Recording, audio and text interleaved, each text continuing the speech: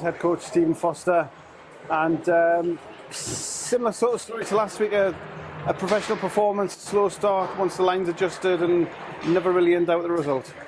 Yeah, I think so. I think we took control of the game early on. We didn't really give them a whole lot. They didn't really get that many shots. I think it was 3 in the first period and stuff like that. So, yeah, the boys stepped up well. Like I say, we've had to juggle lines around a little bit, and obviously we rested Jacob tonight as well.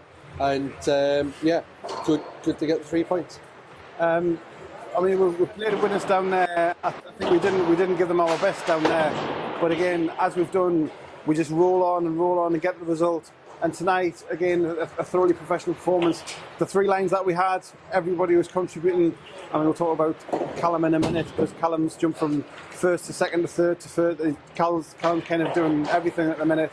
But all the lines, Ian's taking the plaudits again with a hat-trick to finish things off. But everybody's chipping in, which is only good for the team moving forward. Yeah, that's right. You obviously mentioned Callum there. Callum has swapped lines quite a bit, but like I say, we haven't, I might have said a little bit different tonight. We probably do have a 3rd line tonight, as opposed to having 3 first lines, because we've got the kids on there, along with Shuggy on there. Yeah, Callum's stepping up. He's done well on any line that he's been on, and I think he's been playing really well for us recently. Fantastic for Mark in goal to get a shutout for us, which is brilliant. Great for him. But I think also for the team as a whole, when you get a shutout, it's a team performance. They didn't get a lot of chances. Mark made some good saves there as well as the D snuffed out a load of the chances we might have had, and good stick positioning, stuff like that. So yeah, good all round. Our traditional 3rd period 5-on-3, just to keep the goalie's toes. Absolutely. Obviously playing a goal, that's the last thing you want to see in front of you, especially when you're trying to retain a shutout, is going like 5-on-3s. But at the end of the day, our penalty killing's been very good, and what's good in these recent games is they managed to get quite a few players on doing the penalty kill, so it's getting experience there for some of the younger ones as well, which is great moving forward. Yeah, I mean, we mentioned Mark at the back end as well. Joe Wall's coming back into the lineup after a couple of weeks away, not really looking out of place and doing a great job at both ends of the ice, really. Absolutely. I mean, I played Joe forward for a couple of shifts there while Mikey Skate was getting sorted out, and Joe hasn't been able to train, so he's come straight into this. But Joe always looks like he's never been away, so fantastic for us to be able to call on Joe.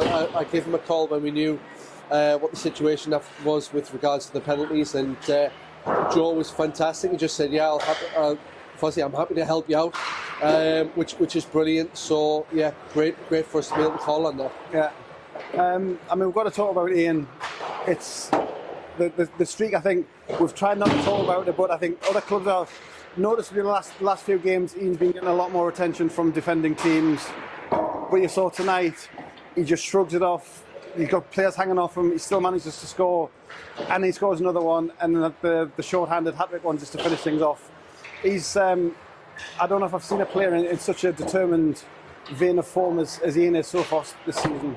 Yeah, I think he's doing fantastic. Obviously, he's got his teammates around him who are supporting him, being able to do that and to be able to play that way, as well as he's creating stuff himself, which is fantastic. When somebody comes back with that grit and determination this year, and that's great to see. It's good for us as a team. It's good whatever line, and this is regardless of whatever line he's played on, he's succeeded.